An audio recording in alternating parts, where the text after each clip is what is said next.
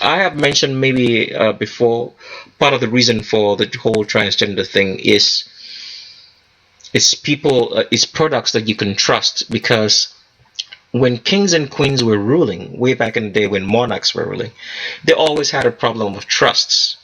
You wouldn't know if your brother would try to kill you, or your sister, or somebody. So you needed some sort of trust to make sure that the rulership stays intact.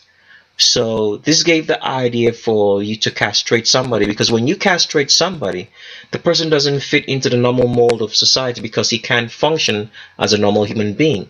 So he has to be able to function in an ideal, or let's say simulated reality that you present for them. So that's the number one reason for creating people to be transgendered, because they're going to fit into the mold that you want them to, and not necessarily the real world or real life situation. Then another reason for it was because of art. Now, I'm going to read something the same from that wiki page right here. It says, castration before puberty or in its early stages prevents a boy's larynx from being transformed by the normal physiological events of puberty. As a result, the vocal range of prepubescence shared by both sexes is largely retained, and the voice develops into adulthood in a unique way. So this is one of the primary reasons for castrating males, is because they have a greater lung capacity to make music. And in most cases, this was always a practice of the Roman Catholic Church, which today still practices that, but it's not so much in the public view. The only way you can come close to it is if you're in Hollywood. The people on TV, like 95% of the people you see on TV are transgendered.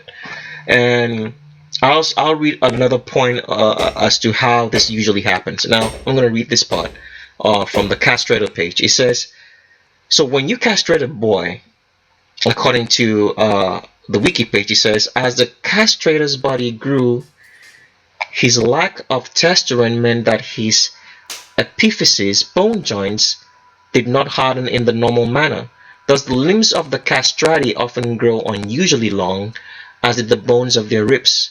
This, combined with intensive training, gave them unrivaled lung power and breath capacity. Operating through small child-sized vocal cords, their voices were also extraordinarily flexible and quite different from the equivalent adult female voice. Their vocal range was higher than that of the uncastrated adult male. Listening to the only surviving recordings of a castrato, well, let me not go any further. I just want to stop right there, and where it says that their voices were also extraordinarily flexible and quite different from the equivalent adult female voice. So this was part of the reason, besides the fact that when you castrate somebody, you're taking him out from his ability or her ability to function as a normal person, because he himself, the regular people wouldn't accept him as maybe female, and he can abide in the sex that he's supposed to be because he's castrated. So you're creating an alternate reality for him to live, and so the ideals of whatever reality you create for him or her becomes his or her life. Then besides that, the entertainment aspect also of music, which was primarily led by the Roman Catholic Church. You can read all that on the website I showed you here on Castrato, on the Wikipedia page. So this was the general idea behind castrating people. They serve as reliable products, as your tools, and they will serve your purpose. So now, another question that now arises is,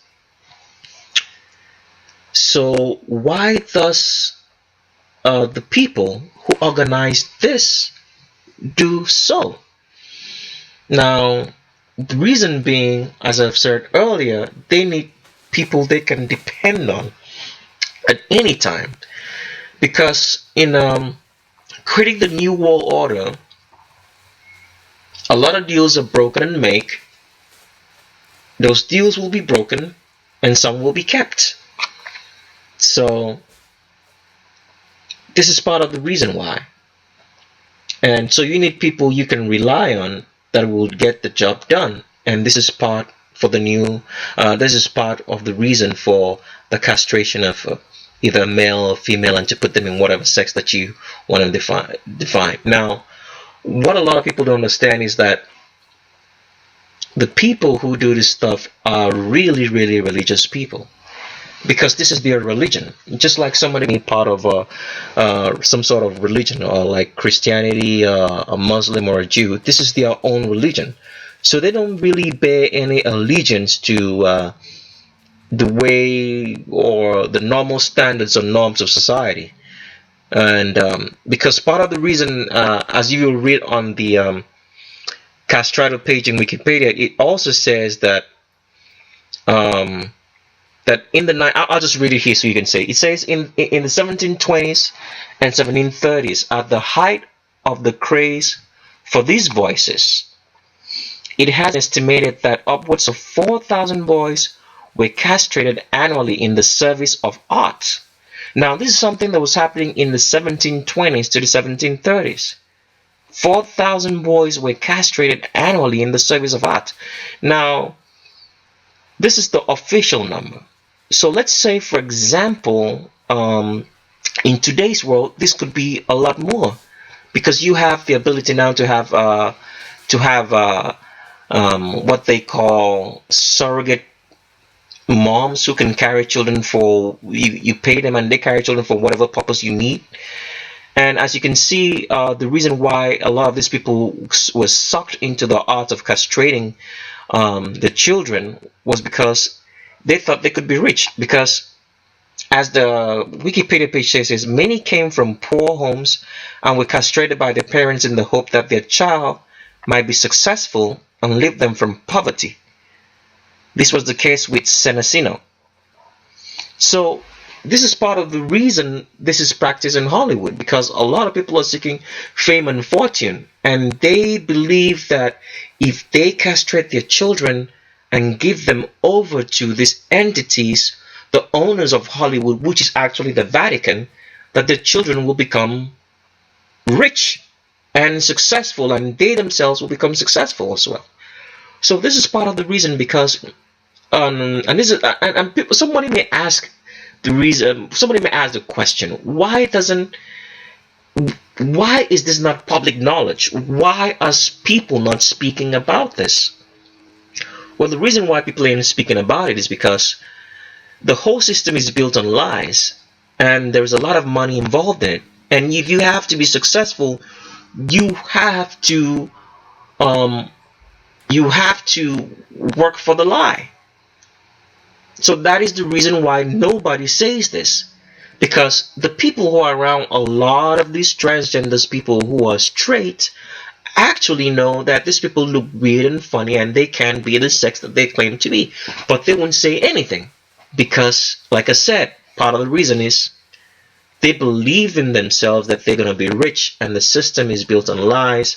And another reason being that they are paid for their silence, so it's not public knowledge.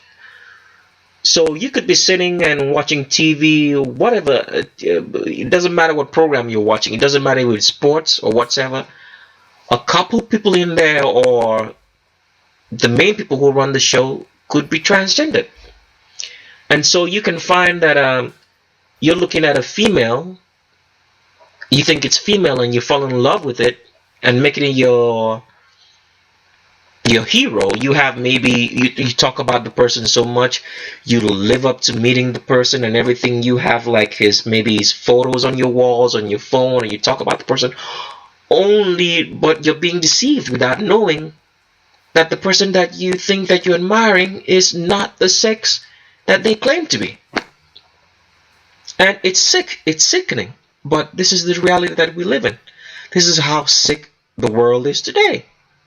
So, and I always tell people, it might be hard for you to believe, but stay. If you subscribe to this channel, and stay, because I have some documents that I made that you can download. I'll always include a link in any of the videos, so you can download it and watch, download and read rather.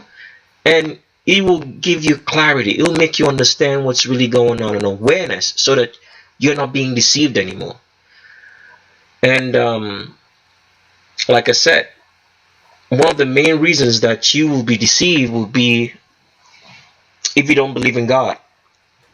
Because, as I said earlier, these people are very, very religious and they believe in God, but it's not the God that you think it is.